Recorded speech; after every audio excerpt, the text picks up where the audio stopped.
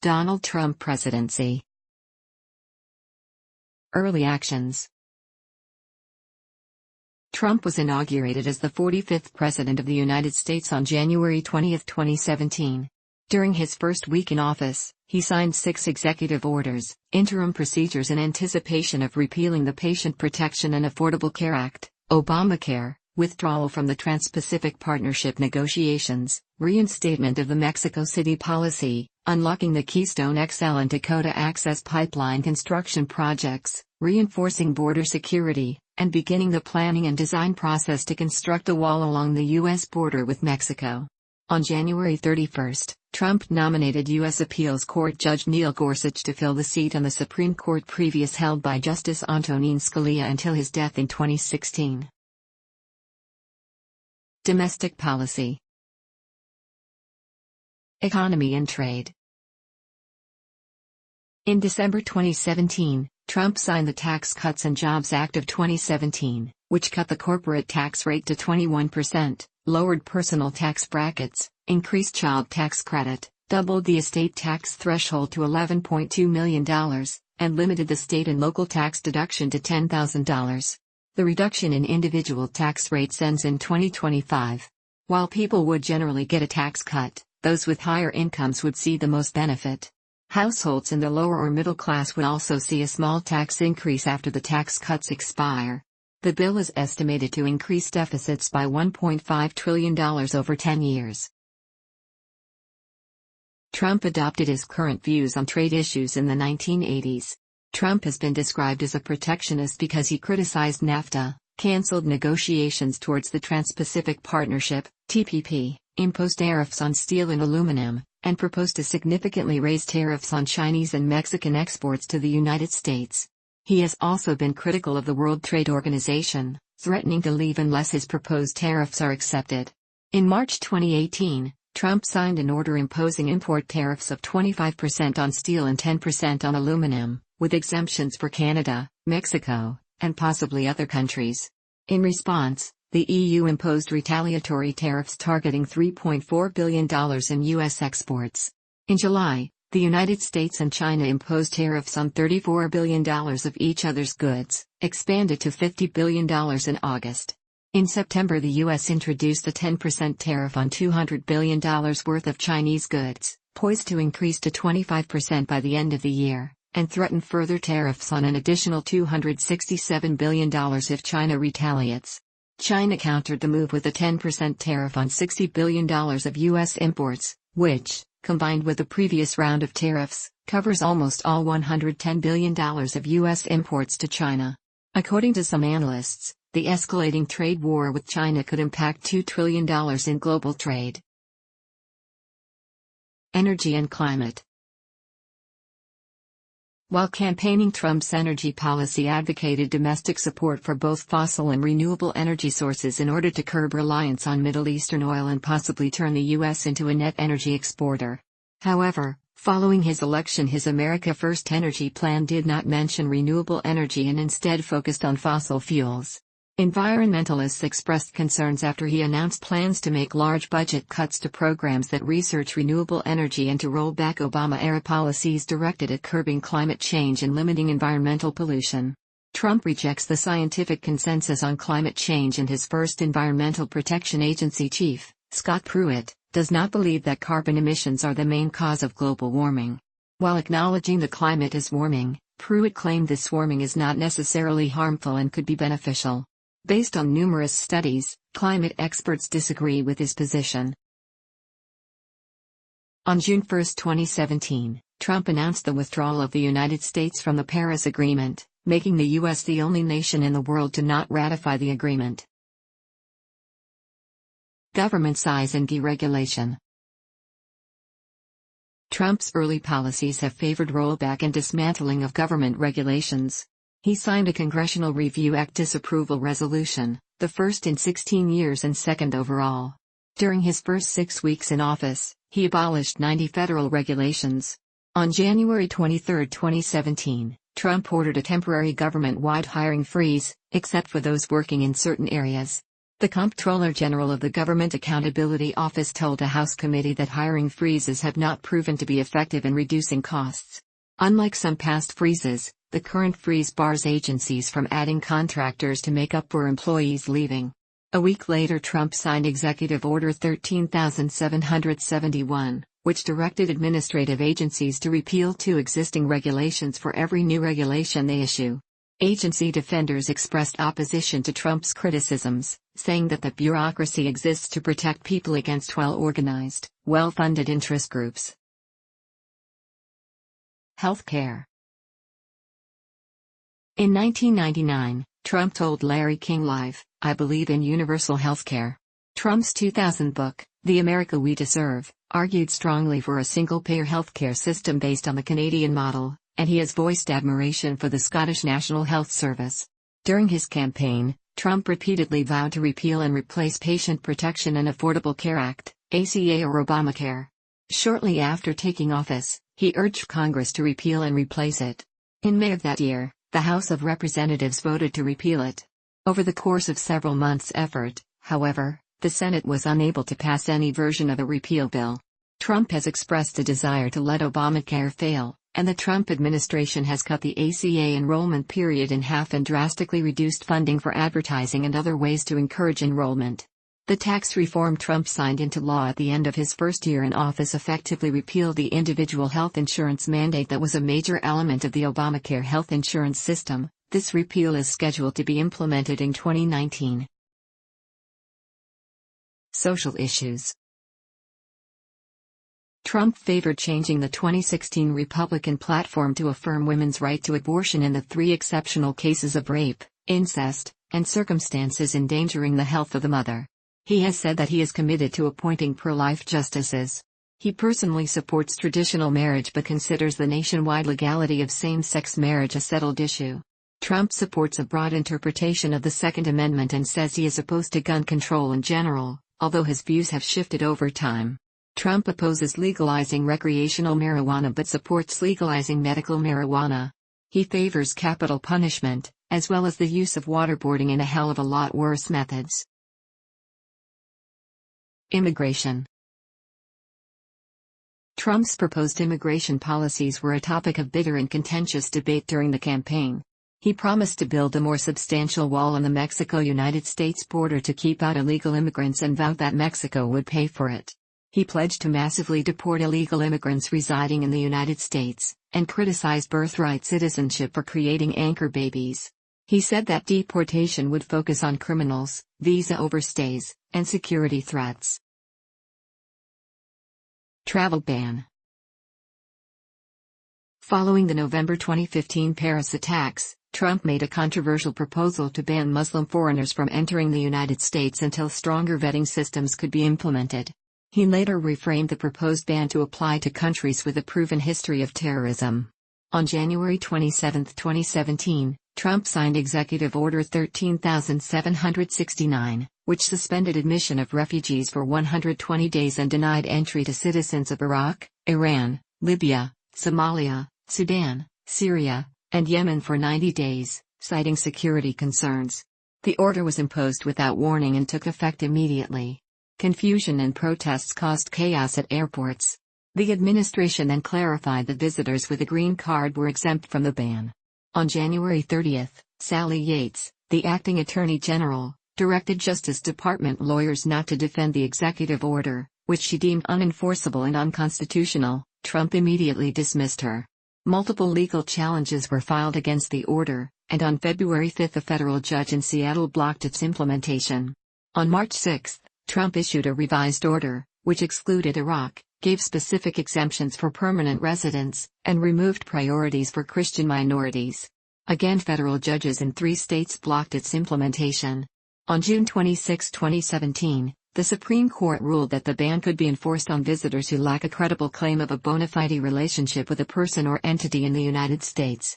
The temporary order was replaced by Presidential Proclamation 9645 on September 24, 2017, which permanently restricts travel from the originally targeted countries except Iraq and Sudan, and further bans travelers from North Korea and Chad, and certain Venezuelan officials. After lower courts partially blocked the new restrictions with injunctions, the Supreme Court allowed the September version to go into full effect on December 4. In January 2018, the Supreme Court announced that it would hear a challenge to the travel ban. The court heard oral arguments on April 25, and ultimately upheld the travel ban in a June ruling. DACA. While running for president, Trump said that he intended to repeal the Deferred Action for Childhood Arrivals, DACA, on day one of his presidency. The program, introduced in 2012, allowed people who had either entered or remained in the United States illegally as minors to receive a renewable 2-year period of deferred action from deportation and be eligible for a work permit. In September 2017, Attorney General Jeff Sessions announced that the DACA program would be repealed after 6 months. Trump argued that top legal experts believed that DACA was unconstitutional, and called on Congress to use the 6-month delay to pass legislation solving the Dreamers issue permanently. As of March 2018, when the delay expired, no legislation had been agreed on DACA. Several states immediately challenged the DACA rescission in court. 2 injunctions in January and February 2018 allowed renewals of applications and stopped the rolling back of DACA. And in April 2018 a federal judge ordered the acceptance of new applications. This would go into effect in 90 days. Family separation at border. In April 2018, Trump enacted a zero-tolerance immigration policy that took adults irregularly entering the U.S. into custody for criminal prosecution and forcibly separated children from parents, eliminating the policy of previous administrations that made exceptions for families with children. By mid-June, more than 2,300 children had been placed in shelters, including tender-age shelters for babies and toddlers, culminating in demands from Democrats, Republicans, Trump allies, and religious groups that the policy be rescinded. Trump falsely asserted that his administration was merely following the law. On June 20, Trump signed an executive order to end family separations at the U.S. border. On June 26, the federal judge in San Diego issued a preliminary injunction requiring the Trump administration to stop detaining immigrants' parents separately from their minor children, and to reunite family groups that had been separated at the border. Foreign policy.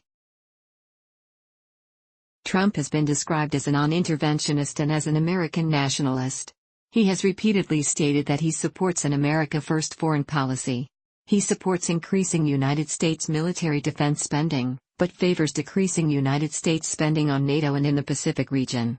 He says America should look inward, stop nation building, and reorient its resources toward domestic needs.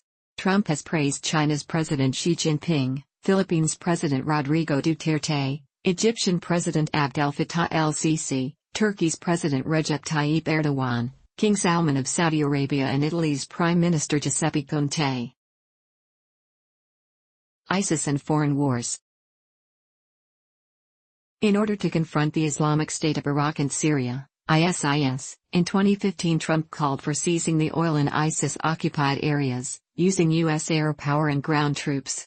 In 2016, Trump advocated sending 20,000 to 30,000 U.S. troops to the region, a position he later retracted. In April 2017, Trump ordered a missile strike against a Syrian airfield in retaliation for the Khan Sheikhoun chemical attack. According to investigative journalist Bob Woodward, Trump had ordered his Defense Secretary James Mattis to assassinate Syrian President Bashar al-Assad after the chemical attack, but Mattis declined. Trump denied doing so. In April 2018, he announced missile strikes against Assad's regime, following a suspected chemical attack near Damascus. In December 2018, Trump declared we have won against ISIS, and ordered the withdrawal of all troops from Syria, contradicting Department of Defense assessments. Mattis resigned the next day over disagreements in foreign policy, calling this decision an abandonment of Kurd allies that had played a key role in fighting ISIS. While Lindsey Graham was also sharply critical of the withdrawal, Rand Paul hailed it as the right move. Trump actively supported the Saudi Arabian-led intervention in Yemen against the Houthis and signed a $110 billion agreement to sell arms to Saudi Arabia. Trump also praised his relationship with Saudi Arabia's powerful Crown Prince Mohammed bin Salman. U.S. Troop numbers in Afghanistan increased from 8,500 to 14,000, as of January 2017. Reversing Trump's pre-election position critical of further involvement in Afghanistan. U.S. officials said then that they aimed to force the Taliban to negotiate a political settlement. In January 2018, however, Trump spoke against talks with the Taliban. Iran. Trump has repeatedly critiqued the Joint Comprehensive Plan of Action, JCPOA or Iran nuclear deal, that was negotiated with the United States, Iran, and 5 other world powers in 2015, calling it terrible and saying that the Obama administration negotiated the agreement from desperation. At one point Trump said that despite opposing the content of the deal, he would attempt to enforce it rather than abrogate it. Following Iran's ballistic missile tests on January 29, 2017, the Trump administration imposed sanctions on 25 Iranian individuals and entities in February 2017. Trump reportedly lobbied dozens of European officials against doing business with Iran during the May 2017 Brussels summit. This likely violated the terms of the JCPOA, under which the U.S. may not pursue any policy specifically intended to directly and adversely affect the normalization of trade and economic relations with Iran. The Trump administration certified in July 2017 that Iran had upheld its end of the agreement.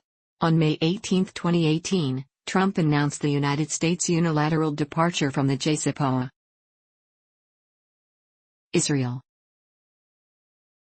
Regarding the Israeli-Palestinian conflict, Trump has stated the importance of being a neutral party during potential negotiations, while also having stated that he is a big fan of Israel. During the campaign he said he would relocate the U.S. Embassy in Israel to Jerusalem from its current location, Tel Aviv. On May 22, 2017, Trump was the first U.S. president to visit the Western Wall in Jerusalem, during his first foreign trip, which included Israel, Italy, the Vatican, and Belgium. Trump officially recognized Jerusalem as the capital of Israel on December 6, 2017, despite criticism and warnings from world leaders. Trump added that he would initiate the process of establishing a new U.S. embassy in Jerusalem, which was later opened on May 14, 2018. The United Nations General Assembly condemned the move, adopting a resolution that calls upon all states to refrain from the establishment of diplomatic missions in the Holy City of Jerusalem in an emergency session on December 21, 2017. North Korea. During the campaign in the early months of his presidency, Trump said he hoped that China would help to rein in North Korea's nuclear ambitions and missile tests. However, North Korea accelerated their missile and nuclear tests, leading to increased tension. In July, the country tested 2 long-range missiles identified by Western observers as intercontinental ballistic missiles, potentially capable of reaching Alaska, Hawaii, and the U.S. mainland. In August, Trump dramatically escalated his rhetoric against North Korea, warning that further provocation against the U.S. would be met with fire and fury like the world has never seen. North Korean leader Kim Jong-un then threatened to direct the country's next missile test toward Guam. On June 12, 2018, after several rounds of preliminary staff-level meetings, Trump and Kim held a bilateral summit in Singapore. In a joint declaration, both countries vowed to join their efforts to build a lasting and stable peace regime on the Korean peninsula, while North Korea repeated its April 2018 promise to work towards the complete denuclearization of the Korean peninsula. 6 months later, North Korea said they would not cease their nuclear weapons program until the U.S. removes its nuclear threat from the Korean peninsula and all neighboring areas. Russia. During his campaign and as president, Trump repeatedly said that he wants better relations with Russia, and he has praised Russian President Vladimir Putin as a strong leader. Trump had pledged to hold a summit meeting with Putin, stating that Russia could help the U.S. in fighting ISIS. According to Putin and some political experts and diplomats, the U.S.-Russian relations, which were already at the lowest level since the end of the Cold War, have further deteriorated since Trump took office in January 2017. Trump and Putin met in a 2018 Russia-United States summit in Helsinki on July 16, 2018. Trump drew harsh bipartisan criticism in the United States for appearing to side with Putin's denial of Russian interference in the 2016 presidential election, rather than accepting the findings of the United States intelligence community. His comments were strongly criticized by many congressional Republicans and most media commentators, even those who normally support him. Cuba. In November 2017, the Trump administration tightened the rules on trade with Cuba and individual visits to the county, undoing the Obama administration's loosening of restrictions. According to an administration official, the new rules were intended to hinder trade with businesses with ties to the Cuban military, intelligence and security services. NATO. As a candidate, Trump questioned whether he, as president, would automatically extend security guarantees to NATO members, and suggested that he might leave NATO unless changes are made to the alliance. As president, he reaffirmed the U.S. commitment to NATO in March 2017. However, he has repeatedly accused fellow NATO members of paying less than their fair share of the expenses of the alliance. Personnel. The Trump administration has been characterized by high turnover, particularly among White House staff. By the end of Trump's first year in office, 34% of his original staff had resigned, been fired, or been reassigned. As of early July 2018, 61% of Trump's senior aides had left and 141 staffers had left in the past year. Both figures set a record for recent presidents, more change in the first 13 months than his four immediate predecessors saw in their first 2 years. Notable early departures included National Security Advisor Mike Flynn, after just 25 days in office, Chief of Staff Reince Priebus, replaced by retired Marine General John F. Kelly on July 28, 2017, and Press Secretary Sean Spicer.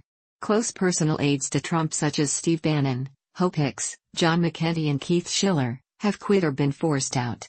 Trump has been slow to appoint second-tier officials in the executive branch, saying that many of the positions are unnecessary. As of October 2017, there were hundreds of sub-cabinet positions without a nominee.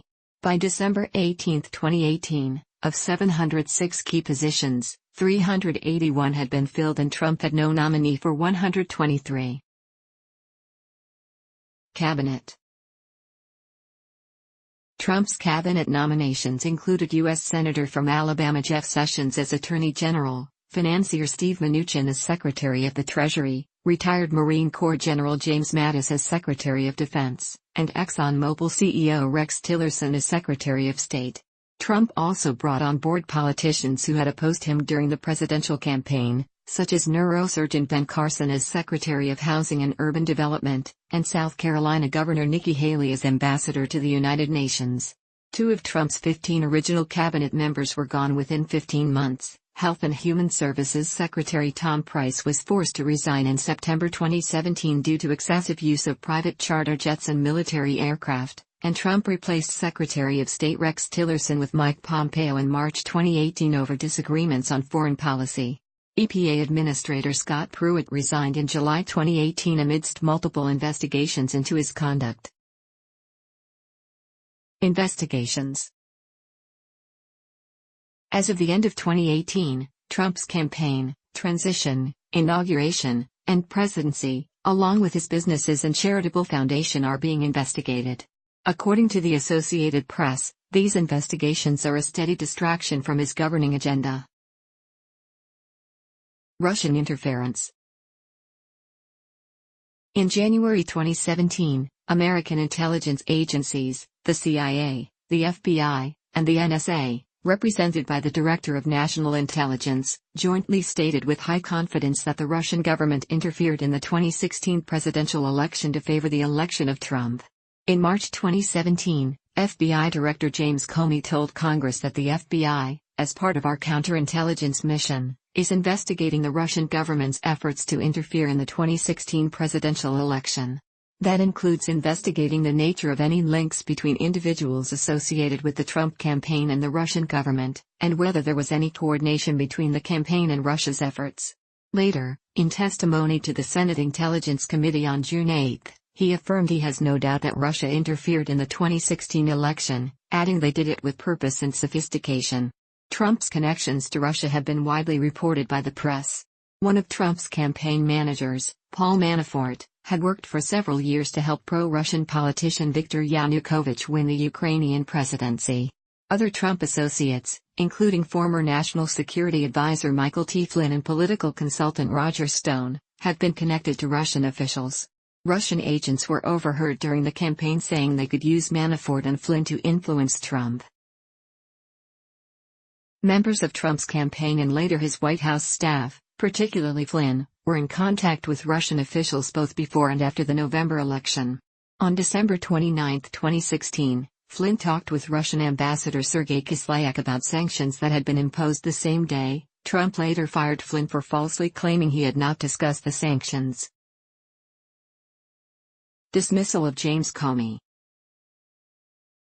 On May 9, 2017, Trump dismissed FBI Director James Comey.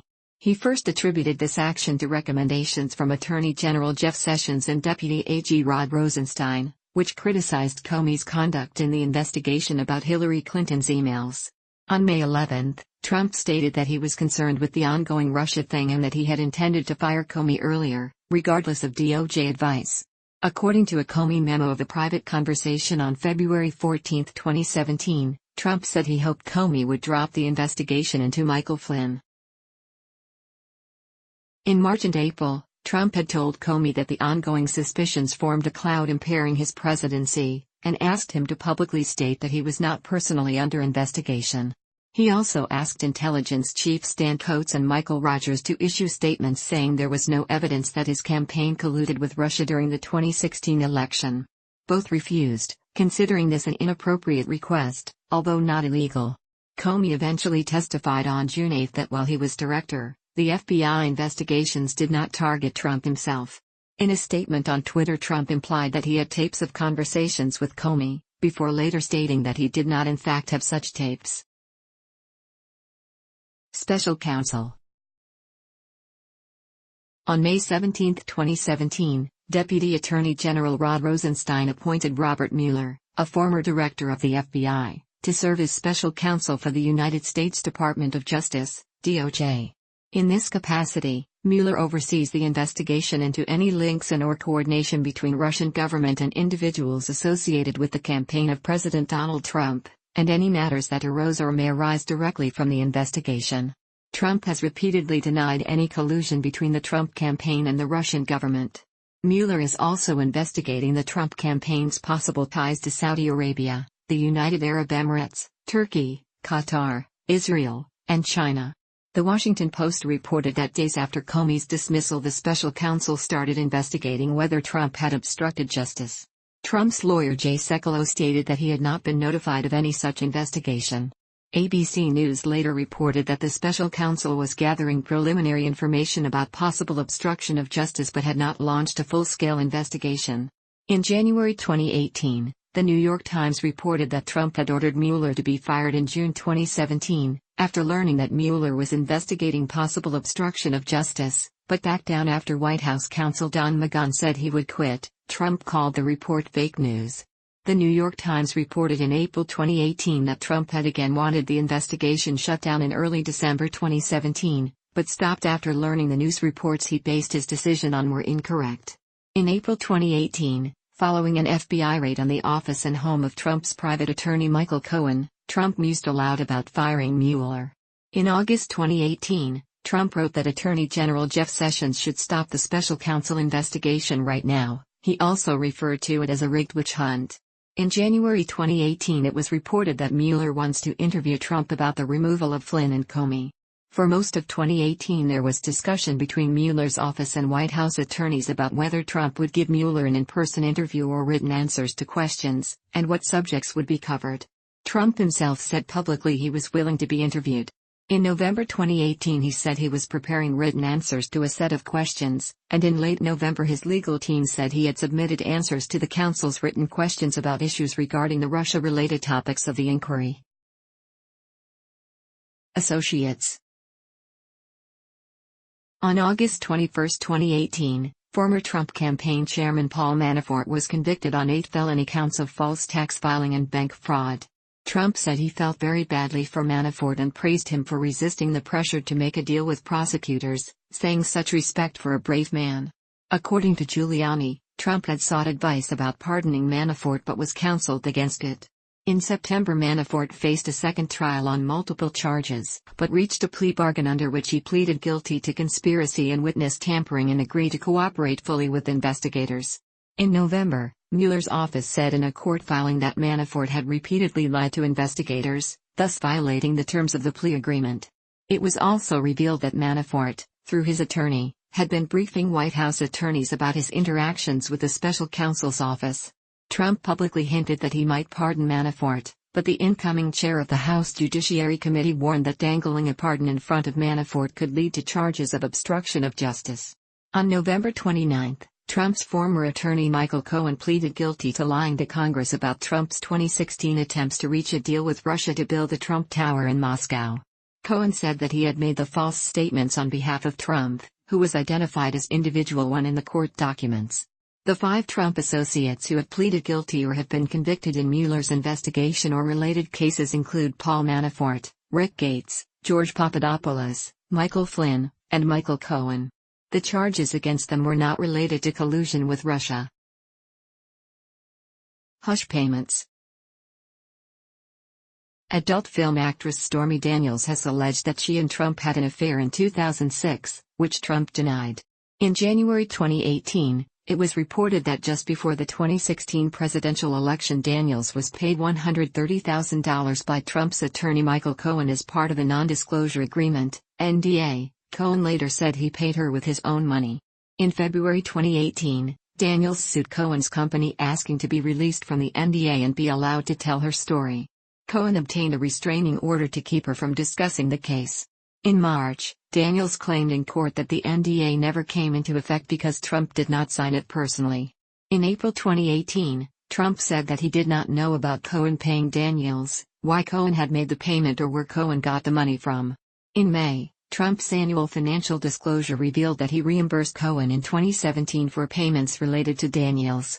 In August 2018, in a case brought by the Office of the United States Attorney for the Southern District of New York, Cohen pleaded guilty in federal court to breaking campaign finance laws, admitting to paying hush money of $130,000 to Daniels and $150,000 indirectly to Playboy model Karen McDougal, and said that he did it at the direction of Trump, with the aim of influencing the presidential election. In response, Trump said that he only knew about the payments later on, and that he paid back Cohen personally, not out of campaign funds. Cohen also said he would cooperate fully with the special counsel investigation. In a December 7, 2018 sentencing memorandum for Cohen, federal prosecutors implicated Trump in directing Cohen to commit the campaign finance law felonies for which Cohen had pleaded guilty. Shortly after the memorandum court filing, Trump tweeted, "Totally clears the president. Thank you." Cohen was sentenced to 3 years in federal prison, stemming from his guilty pleas to 5 counts of tax evasion and 1 count each of excessive campaign contribution, unlawful corporate contribution and false statements to a bank. Trump denied directing Cohen to make the payments. That same day, NBC News reported that Trump was present in an August 2015 meeting with Cohen and David Pecker when they discussed how American media could help counter negative stories about Trump's relationships with women, confirming previous reporting by The Wall Street Journal. Impeachment efforts. Formal efforts to start the process of impeachment against Trump, who took office in January 2017, have been initiated by Representatives Al Green and Brad Sherman, both Democrats. Other people and groups have asserted that Trump has engaged in impeachable activity during his presidency. Talk of impeachment began before Trump took office. Serious proposals to impeach Trump for obstruction of justice were made in May 2017, after Trump fired FBI Director James Comey and allegations surfaced that Trump had asked Comey to drop the investigation against Michael Flynn. A December 2017 resolution of impeachment failed in the House by a 58-364 margin. Since the Republicans controlled both the House and the Senate, the likelihood of impeachment during the 2017-2019 115th Congress was considered remote. Trump has argued against his own impeachment because "I don't think they can impeach somebody that's doing a great job." Independently of impeachment, some commentators have speculated that Trump could be stripped of his powers and duties for incapacity under the 25th Amendment of the Constitution. 2020 Presidential Campaign.